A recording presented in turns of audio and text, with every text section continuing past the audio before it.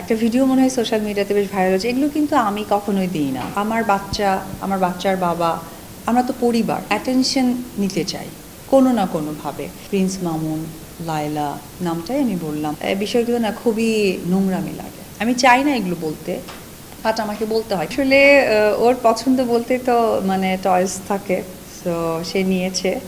আর একটা ভিডিও মনে হয় সোশ্যাল মিডিয়াতে বেশ ভাইরাল হচ্ছে, এগুলো কিন্তু আমি কখনোই দিই না। এবং সোশ্যাল মিডিয়াতে আমি বেশ কিছু ভাইরাল মানুষদেরকে দেখি, যেমন প্রিন্স মামুন, লায়লা নামটাই আমি বললাম, তারপরে আমাদের বগুড়ার একজন আছেন হিরো আলম, তারা সোশ্যাল মিডিয়াতে অনেক ভালো অ্যাক্টিভ।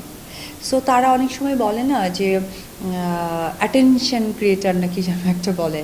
সো এইরকম না হয় কি, এই মানুষগুলো না অ্যাটেনশন নিতে চায় কোনো না কোনোভাবে। আরে আমার বাচ্চার বাবা, আমরা তো পরিবার, এখানে তো ভেদাভেদের কিছু নাই, বা এটা তো নতুন করে উড়ে এসে কিছু না, বরঞ্চ আমি প্রতিষ্ঠিত একটা জায়গা, সেখানে হয়তো বা নতুনত্ব সৃষ্টি করেছে।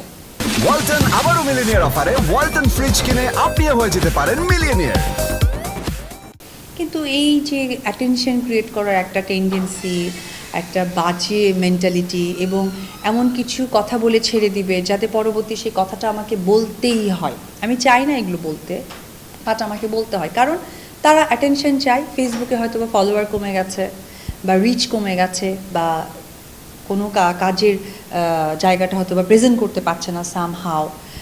তো মিথ্যে কথা মানে অলওয়েজ বলা, মানুষকে ভুলভাল বুঝানো, বিষয়গুলো না খুবই নোংরামি লাগে।